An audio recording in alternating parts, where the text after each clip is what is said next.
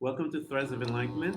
I'm so excited to have this individual here tonight, wherever you guys are listening, because her body of work is beautiful. The purpose of it is all about what I am about. And so I'm so excited to have this conversation. I'm going to enjoy it a little more than you, but we shall have it together. So I want everyone to welcome Doc here. She's going to tell us what she has created today, and then we're going to walk through life, and she's going to let us know how she got there.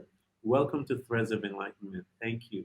Hi, Ken. I am so delighted to be here. I think the world needs more of this ethos, and we are multiplied. We're going to be amplifying this over the next 2 years. I am very very excited about the future, and I hope to share that with your audience about why, because I know that's an unusual opinion about the state of our world right now. But I'm very optimistic and thrilled by what I see around me, and I hope to share that with people today. I'm excited. I can't wait for you to share it with us. Tell us some of the things. I know you've done so much, your body of work, TED Talks, you do so much stuff. You have your podcasts, you appear on television. Tell us of some of the things that you do and some of the vision that you have today that is have been you have given birth to that is already in place to help individuals that need help. Well, Ken, at the highest level, I am shining a light and celebrating and trying to amplify what I'm calling a conspiracy of goodness Mhm. that's going on in this world. And I get goosebumps. I just got goosebumps every time I say those words. The Mhm. story of the conspiracy of goodness comes from World War II, and I'd love to share it with folks right off so Yes. they know what I mean when I say this, and they'll probably recognize their own story in this story, I hope. So, to start off at this really high level of our conversation, the conspiracy of goodness, that phrase, that three-word phrase, I dove into the history of it. And the first place I can find it, it was uttered by a rabbi named Harold Schulweis in Mhm. 1986. He was traveling through Europe giving a talk that he called The Conspiracy of Evil. It was a talk about Mhm. World War II. And he tells this amazing story of giving his talk. And at the end, he was in Belgium. An old man stood up in the back of the room and raised his hand. And the old man said, well, I should preface this with the fact that there is a town um, called Le Chambon, France, that managed to Mhm. save 3,000 Jews from a nearby concentration camp with no organization. All these Wow. villagers hid over 3,000 people for years in their homes, most of them children, at great risk to their own lives. And this old man who stood up in the back of the room was one of the rescuers. Wow. So the old man stood up and he said, why is it that everyone just focuses so relentlessly on the conspiracy of evil that was World War II? He Mhm. said, do you think I could have saved an entire Jewish family in my home without the active help of the milkman, the mailman, and the neighbors? He said, no. For every one person saved, there were seven who were rescuers. It was, he said, a conspiracy of goodness. That's good Well, stuff. this is who we are, Ken. My Mhm. adventure, I hope I can share my story with you, of Yes. going from ordinary web user to my last TED talk, they billed me as the global positive media mogul. That journey has taken me to understand something about us as humans that by the far the vast majority of us are Mhm. good. And we want to be helpers. And we every day imagine a future that's better than the day before. And what we're hearing on the news and in our online lives is only a tiny slice of reality. Who we are is helpful and ingenious and remarkably Yes. generous. Yes. So that's what the conspiracy of goodness is in our times. I see this enormous wave of goodness and progress happening that Mhm. almost no one realizes is going on yet. But we all are seeing signs of it. And your podcast and mine and thousands of others are part of Yes. that wave. So are businesses that are popping up that are making the world a better place while putting food on the table. It it is amazing all the goodness that's happening in this world. That is awesome. I love all of it. And that's one I am honored to be a part of it. And I know you're a part of it. It's just an exciting time that we live Mhm. in. So, Doc, before you came to where you are today, tell us a little about yourself as far as when did you and I had a conversation earlier and I talked about the shaking of the tree within ourselves and before you got this vision, before you came to this place. Tell us a little about yourself, where you came from, and how did you begin to start walking the Mhm. path? So I grew up in a very ordinary way in a little farming town in Illinois where the sky Mm. is enormous and you could see 30 miles because everything's corn and soybeans. I mean, all of childhood is like a giant game of shoots and ladders because if you can just get above this Wow. flat expanse, it's a amount of wonder that children thrive on. So I had a really normal upbringing, except that my dad was one of those last of the Mohican physicians, doctors who took care of you birth to death. Mm. He Wow. was the town he delivered all the babies in town. He met you at the emergency room if your kid went through the barbed wire fence on a mini bike. He took out Mhm. your appendix in the middle of the night. He sat with you when you were dying. He was just that guy. Mhm. Yeah. And, that's watching that every day as a level of service to others and Mhm. compassion, it was remarkably, instructive to me about how to live life. Yeah. Okay, so I grew up in the prairie of Illinois. I have this dad that's modeling goodness and kindness and service to others really well. And then I'd rather not go into the specifics, but um, a, a really horrific childhood tragedy happened in our town that was happened to my best friend's family, and it was the worst that you can imagine in humanity, and that was it. I was Mhm. changed forever, innocence lost. And Oh, for some reason, my brain went in the direction of proving that it is still an amazing world. At mm. age 15, I started a great philosophical search. I Mhm. read the Bible. I read the parts of the Torah. I read Zen and the Art of Motorcycle Maintenance and all the books of the Mhm. 60s. I'm a little too young for the 60s movement, but I had older people in my life who turned me on to great philosophy, um, wisdom, cultures, and all that. And I started this strange journey to prove Mhm. that what my friend and I experienced as 15-year-olds was not the rule. It was by Yeah. far the exception of what humans are capable of, by far. And I Mhm. just knew that instinctively. I mean, I grew up Yeah. a Presbyterian girl, so I didn't have an overly active religious imagination. Um, Mhm. but something about what I'd seen in my mom and my dad, and something about the way they perceive the outer world. So I grew up in one of these Mhm. households, Ken, where the every single horizontal surface was covered with National Geographic magazines. And That is and my awesome. yeah, and they taught us that the wider world was nothing to be fearful of. They traveled a Yes. lot, they didn't take us, but that kind of an upbringing that I just described, um, creates a kaleidoscope of questions. Mhm. And of course, that's what we're good at when we're Yeah. teenagers and in our Mhm. 20s. We're just great at Mhm. questions. Mhm.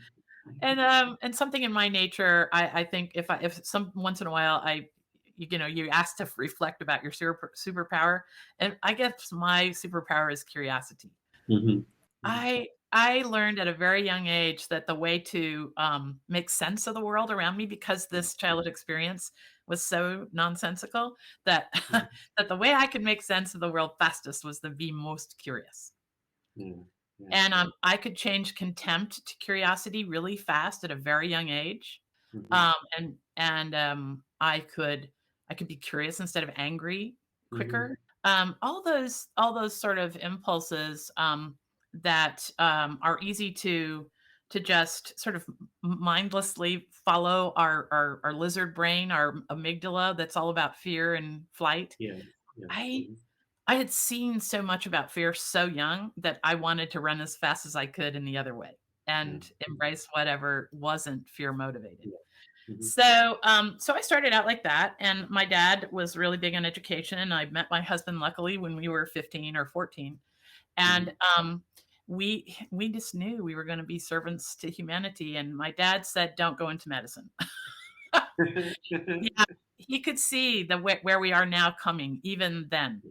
40 years Wow. ago, he knew that insurance companies were going to start telling doctors how long they had with patients, Yeah. and the way that he practiced was going to go away. So he looked next door and could see Dr. Doolin, a dentist, pulling in the Hmm. driveway at 6 o'clock every evening. And he said, "You can have a family if you live like Dr. Doolin," because my dad wasn't around a lot. Yeah. So that's how I come to have a life in the service of others in the medical field. My husband and I have Hmm. been dentists in Vermont for 30 years. And Hmm. now almost everybody's going, wait, how do you go from dentist for 30 years to global positive media mogul? Yeah. That's the And story. okay, so how that works is that we built a practice that's very relationship oriented. Hmm. Um, People come to us on the day their spouse dies, really Wow. often, Yeah. because my husband and I committed to finding something to celebrate with every human being.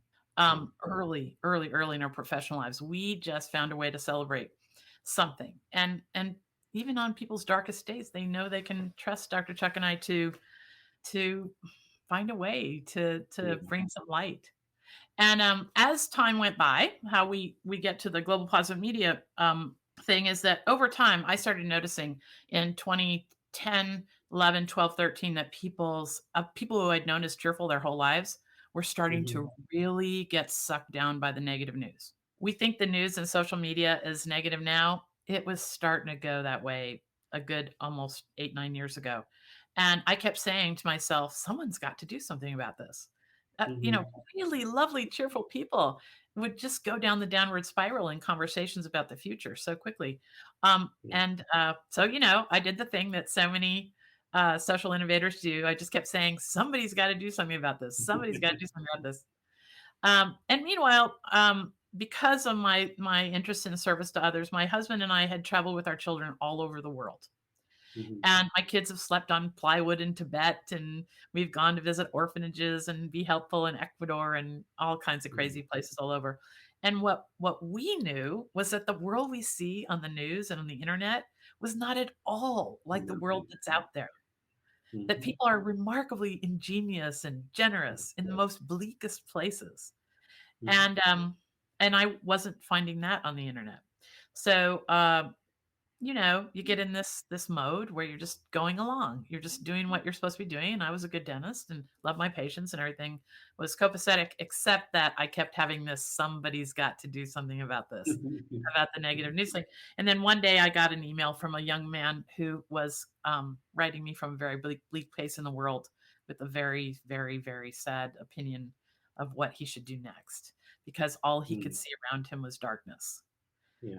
And I went on a mad search of the internet to send him someplace to see some light, to see Yeah. innovation and possibility. And when I couldn't find it, I spent about 2 days searching. I started it. I just snapped, and that someone who Yeah. should do something about this became me.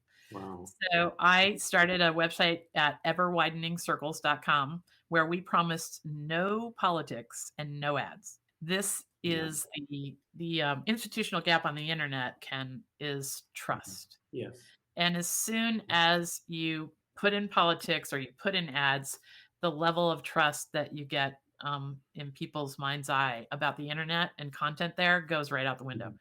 Yeah. So I began writing one article on anything under the sun to prove it's still an amazing world every Awesome. day in 2014. And we've written about all the most amazing things going on in the world that almost no one knows about. That is awesome. I'm so glad that you finally were put in a position where you decided to do that because once that decision took place, everything else began to open up the Right. world in a different Right.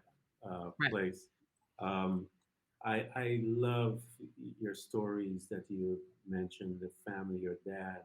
That must have been powerful to see the servanthood being practiced on a daily basis. And I could see the other incident, the darkness that came, and Mhm. you saw that dichotomy between the two Yes. people, and I could, and it was. I'm so glad that you ran towards the positive side Mm. versus the other side. And again, that is shows, and I try to tell people the choices that you make. Yes. You had your crossroad, and crossroads are very common in life. And this is the place you need to make some serious decision. And I challenge you all before you make that decision at the crossroad, go in a little, go in a little, and grab some information from the inside, because all the five senses can be manipulated, but that inside, that inner voice, no one can manipulate it. No man has the wisdom to touch it. So when you're at those crossroads, go in a little and trust that inside person, even though it's going to look a little strange. Well, you listen to that, and I guarantee you that he has your back. You just have to let him lead the way. And I love that you made that choice, because from that choice, it kept you looking, wanting more, to reach out to this young man. And here you are now getting a chance to reach out to even more young people. And thank you for making that choice. So you have started this, and you put it together. You said, okay, I'm the one. And then you started putting it together. Tell me about some of those stories, because I know you have some that when someone read one of those articles, it helped them and assist them in making a decision that is profitable for their life. Tell me about some of those. Well, I personally interview many of the thought leaders that we write about and their projects, and Mm-hmm. I was that's how I came to have the Conspiracy of Goodness podcast. Is I was Mm-hmm. having these conversations anyway, and my own mind being blown by the insight that these people Yes. would share with me. What keeps them going? Yeah. And in spite of incredible odds, they just get up every morning and keep at it. Mm-hmm. And so that's how we got the Conspiracy of Goodness podcast. Is I finally one day kind of got a light bulb moment and said, "Well, this is easy. We should just record this." But sometimes you don't connect the dots that fast, right? Yeah. So that's how the Conspiracy of Goodness podcast came along. Well, that is quite a bit down the road from where we started. Was me and a local kid, um, who I found was quite computer savvy, could build me a reasonable website, and there we went off writing one article a day to prove it's still amazing world. And in that part of the choice story of the story, I want to encourage people to take those steps. Mm-hmm. There's a great article and a great person to look up on the Ever Widening Circles platform called Damien Mander. Now, Mm-hmm. Damien Mander, he has discovered that single mothers make the best game wardens in Africa. Mm-hmm. The famous Jane Goodall, she is on his board. This guy arguably has one of the most important ideas in conservation in 100 years. And Damien started out a sniper in the Iraq War. He had Mm-hmm. no interest in wildlife whatsoever, and Yeah. he has a great story of how he transitioned after the war. He went on vacation, and an aha moment happened right before him one day on a touristy game drive, and it changed Mm-hmm. his life forever. And as you pointed out a moment ago, he just took the next step. He just Mm-hmm. did what his heart told him to do Yeah.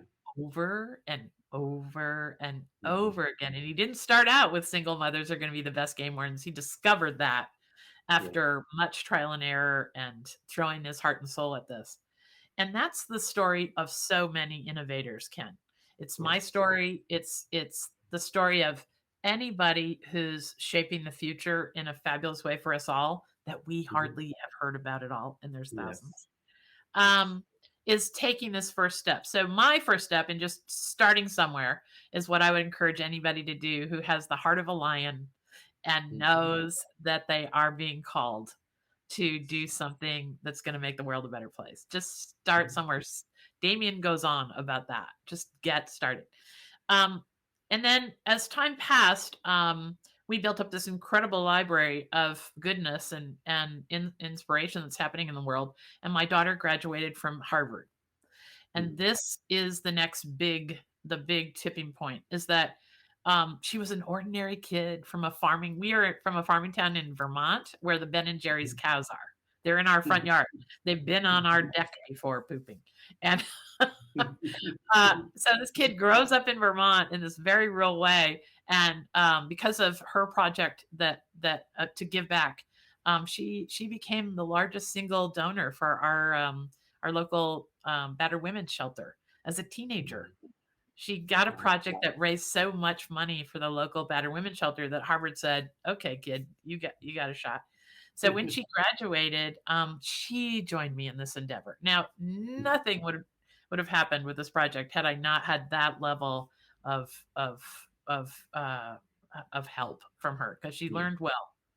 She made the Mhm. most of her education, and that's when things really took off. We had 170,000 Facebook fans almost Mhm. overnight, Wow. within 6 months, all over the world, and this is something kind of inspiring, Ken.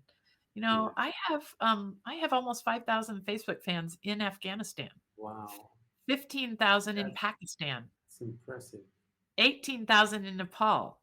I mean, Yeah. this what you're doing, what I'm doing is a global message. Yes. Global Mhm. It's a global need to feel It's a, better about a need. our fellow man. Yeah.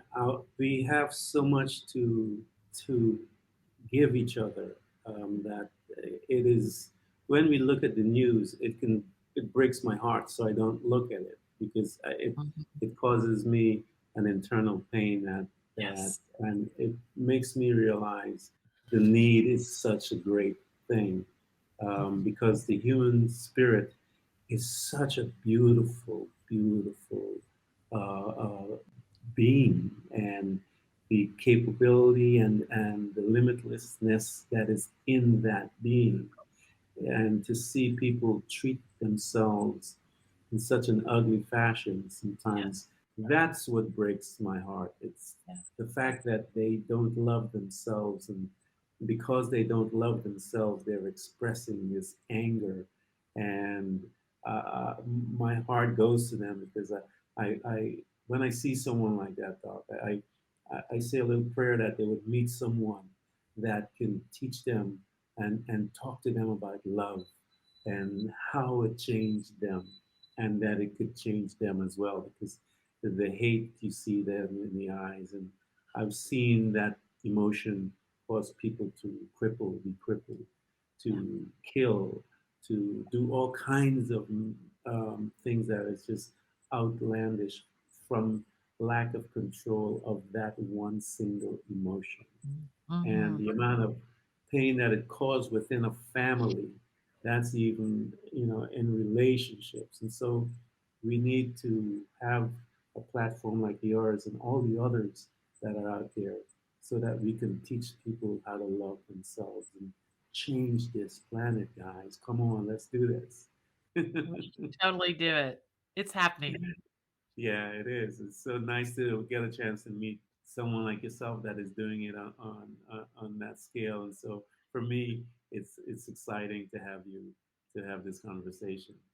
Well, So I wanna share with you something on that, this notion of coming together and so forth. When we think about darkness, mhm, what I've noticed, and I'd love to hear your thoughts on this, is that, you know, darkness can be good. Like, there's this amazing thought leader named Dr. Sweetkumar Rao, who has who who I've kind of focused on his work a little bit, and I've learned to have bad things happen to me, and I just say this happened. I don't really mhm, label it good or bad mhm, initially like I used to. And most people know that they can talk about bad things that happened in their life, but turned out really good 6 months later. It was like a lucky break. mhm. And at the Yeah, time, they were heartbroken. yeah. So we all have enough stories of that in our lives that that I think this is a place where most of the innovators in the world who are tackling the world's most important problems, I think they live in this happen space instead Yes. of that was terrible. That was awful. Hmm. Oh, that was so good. Now, I don't think what I've noticed is that they found that sweet spot in just saying this happened and let time unfold. And Hmm. usually their minds are such heat-seeking missiles for progress and their and goodness that time unfolds and that bad thing that they might have quickly labeled turns out to Yeah. be an opportunity in the end. Yeah. I think it's how you, your perception of what you do about that Yes. incident. I Yes. think more so because rainfall on the just and the unjust, hey. But it's how you look at the rain. Some people will look at the rain and hate the rain. And Right. then you have those that will look at the rain and is absolutely ecstatic that it's here Yes. and want to get in the rain and dance. And the other person is looking at them as if they're nuts. And so it's not a matter of that darkness comes or whatever. That's just things that happen, but it's your perception and what you do with it. Yes. How do you want this to be? And so this is what life is. It To me, it's a place where the canvas is equalized. It's the You can create new things with this dark canvas that is before you, and it's up to us how we perceive this darkness. Yes. It is a place to create because that's where you look into yourself and go, wait a minute, there must be an answer. And then when you look back a couple months ago, it was the necessariness that was needed to make you go forward. Absolutely. And I think we're afraid of contrast and Yes. friction. And Hmm. I think contrast and friction is where all the good stuff is created. Yes. Nothing good, nothing really special ever happened without friction. That's the Hmm. heat that's generated from two people or two situations coming together, colliding and figuring out a way forward. And so Hmm. when I look at darkness, I'm always looking around in the darkness for a point of light. Like when I walk in a Yes. room and I can see there's a lot of negative energy, I'll look for that, that point of light, that one person over there that's managing to smile through it all, or is Hmm. saying, but on the bright side, you know, they're the more the darkness, the more you can see the bright Yes. spots. Yes.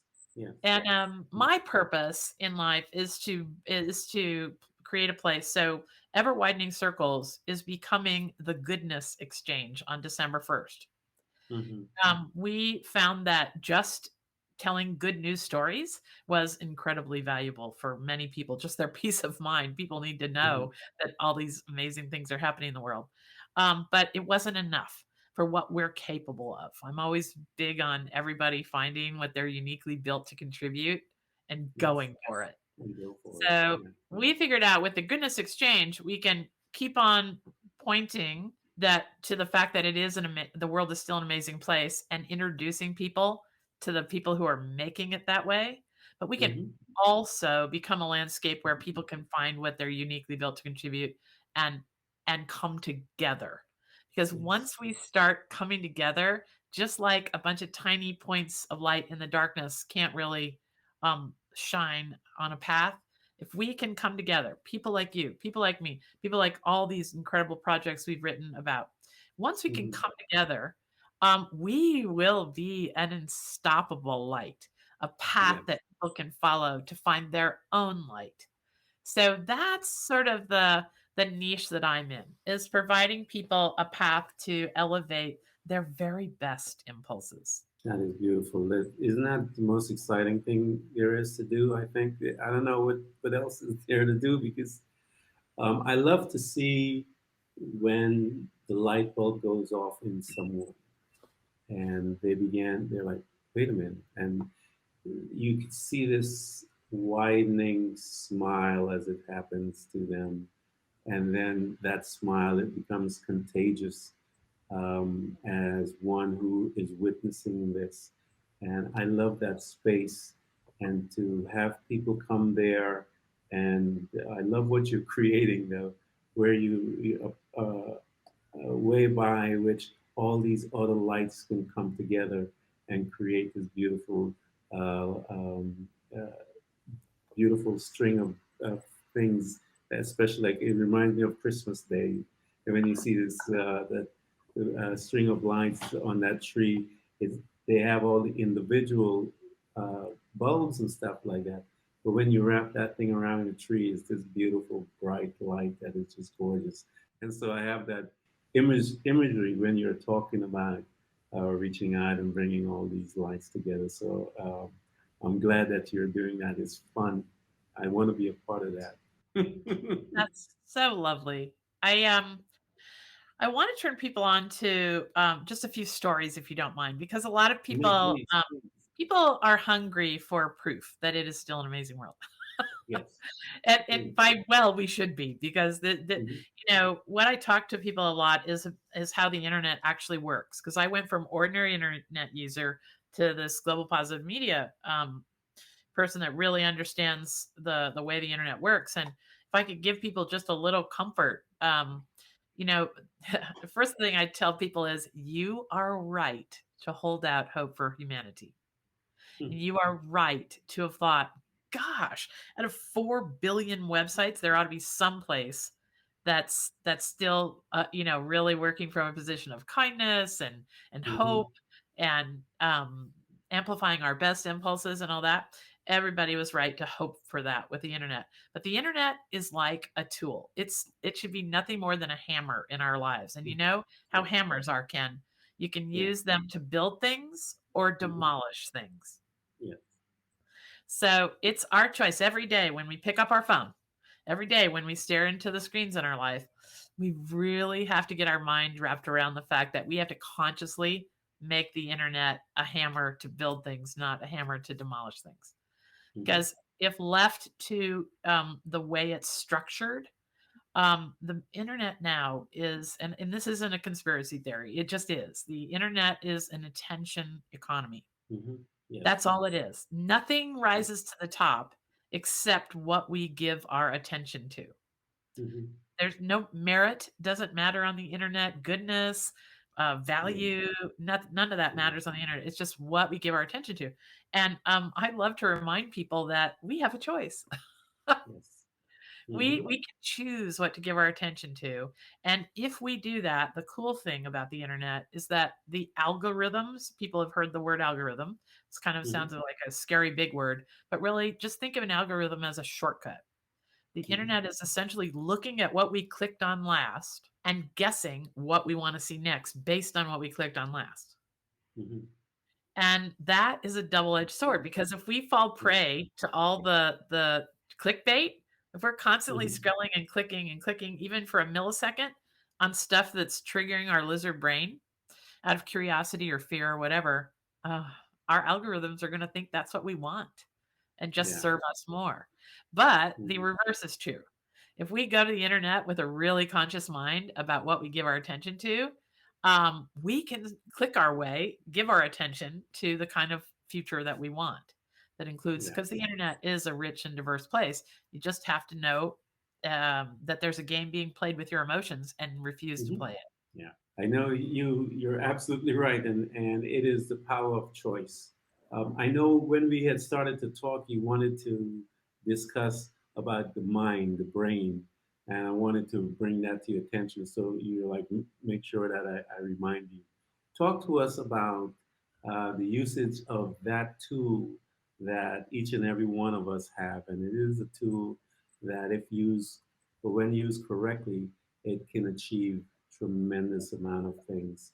And so I wanted you to, I want to remind you, as you had said, tell us some stories about that. Okay.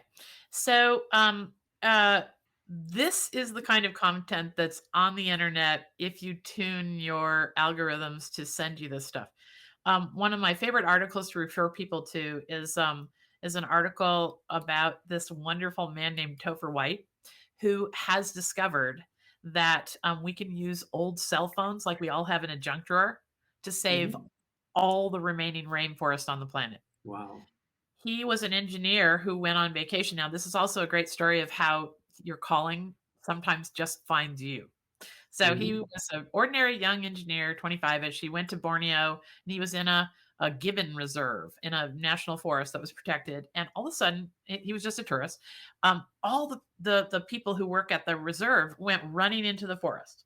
So, like any self-respecting 25-year-old, he starts following them, running, and he's filming the whole thing. So he has this thing on video, and not that far, about 200 yards from the reserve camp, illegal loggers are taking down a tree that would take 5 of us to get our arms around. Wow. But the internet is so loud with sounds of animals Hmm. and everything that that is why illegal logging can happen in the rainforest so easily, because it's so full of sound that no one can hear illegal loggers till it's too late. So this set Topher to thinking, wait a minute. It's simply a matter of hearing these illegal loggers before they do their damage? I mean, Hmm. well, he went back to the United States and he discovered that you can take an old cell phone and tune it Hmm. to only pick up the sound of a chainsaw, the frequency. And he Yeah. also discovered that every remaining rainforest in the world is covered by satellite service. And so if you placed these cell phones with daisy Wow. chain solar Wow. collectors at about 3-kilometer intervals Mhm. around rainforests, the minute a chainsaw is fired up, it sends a signal up to the satellite and down to local rangers who can save the forest. And we can literally, for every one of these that he's found, they can put in a tree. It's the same as taking 3,000 cars off the road as far as protecting the trees for carbon sequestration. Wow, that is Yeah, awesome. That's powerful. That's just powerful. yeah. So there are stories like that of innovation from every corner of the planet. There's a couple of Canadian scientists who discovered that how we keep hearing about how much ocean plastic is a problem, Hmm. garbage in the ocean. Yeah. Well, these scientists discovered that 90% of the ocean garbage comes from just 10 rivers on the planet. Wow. 90%. Wow. So they have figured out a way to capture all the The garbage in capture. these 10 rivers. Um, Wow. you know, these are the people who are out there solving some of our world's most vexing problems, but they're not making the evening news. Their stories are just Mm. not rising to the top. And that's a shame. Yeah. I think So we need that's more. our mission, is to make sure people know that there is someone tackling Mhm. almost every vexing problem in the world, large or small, and we need to amplify the work that they're doing and figure out our role in it, whatever it might be. As I mentioned before, I would love to be a part of it because this is some good stuff, and I want them to people to hear about it. So I'm just glad that you're here because I want to amplify the voices of people that are coming in, and people are not aware that they're here, and I'm doing the same on the same, trying to do the same with you, so that people can understand and see who we are, and that we are much greater than how some people are behaving, that I there know. are people out there that are behaving well, that Yes. when you sit down and you read the vision that they have, the desire, the love, all of these things, you may look at them and they look simple, but when you have a conversation, an exchange, you are amazed at the vision that they have for you, for me to enjoy, to be a part of it as we are all here housed in this beautiful, beautiful space called Earth. And Mm. so I want to thank you, Doc, for coming by, my Lord, um, that you were here. I know we had some scheduling difficulties, but I'm excited that you showed up and we had this exchange because I know I want to be a part of what you're doing, and we're going to stay in touch. And everyone that is listening to this podcast, I want you guys to get in touch with Doc, get to her sites, get to everything that she's doing, and learn. Get to her Learn. Yes. and learn. This is as we become learners, we become better students of ourselves. We begin to ask the questions that we need to be honest with ourselves, and we change the world. And so here is a world changer as she begins to unite all of the other world changers. Find yourself to her site and marry yourself to the vision so that you can be a part of what she's talking about. Ken, might I leave people with two simple what to do next steps? Please. All right. You heard me tell the story of the conspiracy of goodness at the beginning of this podcast. That was my very first TEDx talk, and that TEDx talk goes into that concept deeper and how it works out historically, and Mhm. why I think we're about ready to open a new era. So you can look up if people do a Google search on exposing the conspiracy of goodness. That's the name of the TED Talk, Exposing the Conspiracy of Goodness, Dr. Lynda Ulrich. You're going to feel like the world is just there for you to start walking with a spring in your step again. And the second TED Talk I did is called The Power of the Pause.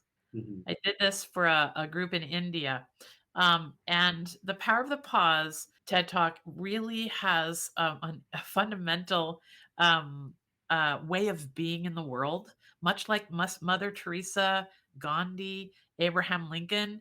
These people had Mhm. the same wiring as you and I do in their brain, but they knew how to practice the pause and then shift up to a more helpful, beautiful part of the brain than that part of our brain that's so responsive to fear. So, if people want to expand this journey from where you've taken us, because that's the beauty of your work, Ken, is that you take people on little journeys they could never go on without you. So the whole Mhm. world thanks you for that. But next steps, check out Exposing the Conspiracy of Goodness and The Power of the Pause. Those two TED Talks will give you some tools to just start living a life with way more joy and way less fear. What I'm going to do, Doc, is I'm going to put those two links Great. at the podcast so that they can have access to it. So I'll make sure that it's there for them. So once they're listening, they can just click through and get a chance to listen and learn, because I actually believe in that breath, because I tell them that breath is the bridge between the madness and the spiritual realm, the place of peace, the place of control, the place of power.